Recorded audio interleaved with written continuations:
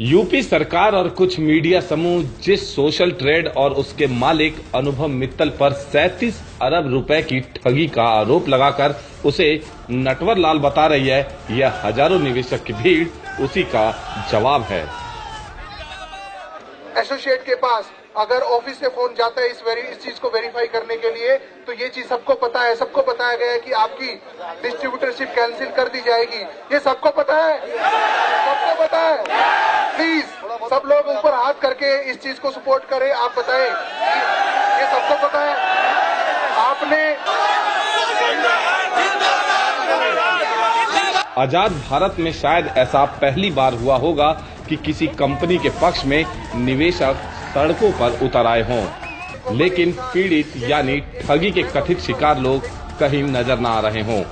ऐसे में सवाल उठना लाजमी है कि आखिर ठगी हुई तो किसके साथ। ये पहले इतिहास के अंदर ऐसी कंपनी बनेगी और पहली कंपनी हुई है जिसके इन्वेस्टर उनके साथ खड़े हैं, और हम सब लोग 12 लाख लोग हैं, हम लोग 1 लाख लोग नहीं हैं। अनुभव मित्तल जी ने कई लोगों को जिंदगी जीने के लिए सपने दिए हैं, उनके सपने पूरे किए हैं। गवर्नमेंट को कब से हमारे पैसे की चिंता नहीं, कौन से गवर्नमेंट ने आके हमें आज तक नौकरी दी और रोजगार दिया।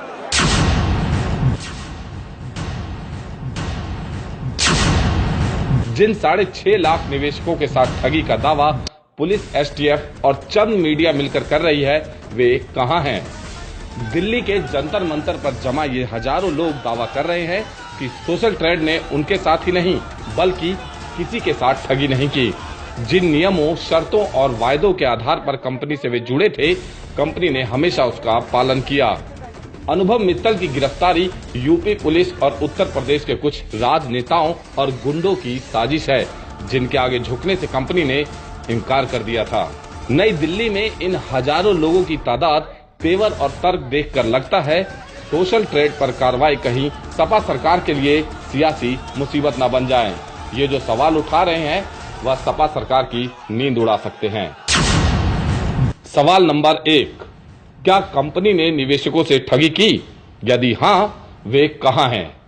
वे लाखों ठगी के शिकार निवेशक क्यों सामने आकर शिकायत नहीं दे रहे? जो दावा और वादा कंपनी ने निवेशकों के साथ किया वो निभाया, फिर उनके साथ ठगी कैसे हो गई? सवाल नंबर 2, क्या कंपनी फर्जी है?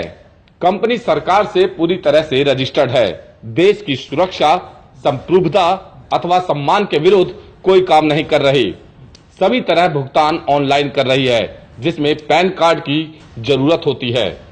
सब कुछ सरकार की जानकारी में हो रहा था, तो कंपनी फर्जी कैसे हो गई? सवाल नंबर 3, क्या सरकार के साथ ठगी हुई?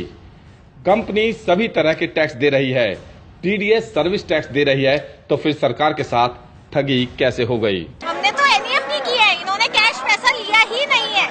अनुभव जी कहीं पर भी दोषी नहीं है, उन्होंने कोई भी गलत काम नहीं। मैं अनुभव मित्तल के समर्थन में आई हूँ, क्योंकि ये एक घोटाला नहीं है। हमें भी 1.25 साल हो गया इसके साथ काम करते हुए।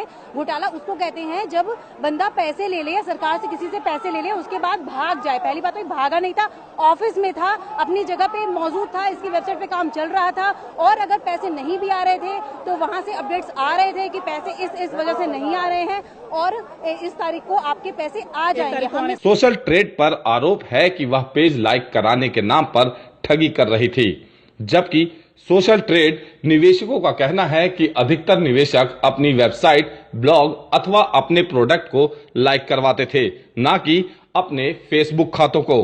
मैं दिल्ली से आया हूँ, मेरी सोशल ट्रेड में आईडी लगाई गई है। मैंने कोई आईडी पैसा कमाने के लिए नहीं लगाई है, मेरा अपना एक ऑनलाइन बिजनेस है, उसको प्रमोट करने के लिए मैंने आईडी लगाई गई है। और उन्होंने हमें ये नहीं कहा था हम आपको पैसा देंगे, उन्होंने ये बोला हम आपकी ये सोशल ट्रेड साइट को ऊपर लेकर आएंगे इसके अंदर। और अनुभव मित्तल ने हमसे कोई गलत नहीं किया। लाख परिवारों को अनुभव मित्तल जी ने रोजगार दिया है और 10 लाख परिवारों को परिवार उसके साथ हैं। इन निवेशकों का कहना है कि यदि कंपनी 1 क्लिक के बदले 5 रुपए निवेशक को दे रही थी तो लाखों लोगों को रोजगार दे रही थी, तो सपा सरकार के पेट में दर्द क्यों हुआ? यदि कहीं कुछ गलत लग भी रहा था तो गिरफ्तारी से पहले पूरी जांच होनी चाहिए थी, जो नहीं हुई।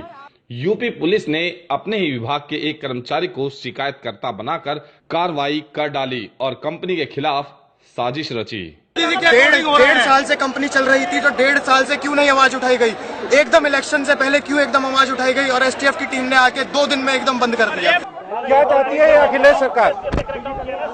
एक तरफ सरकार सब कुछ डिजिटल कर देने का ढोल पीट रही है, तो वहीं डिजिटल माध्यम से सेवाओं अथवा उत्पाद का प्रचार करने वाले कारोबार करने वालों को हतोत्साहित कर रही है।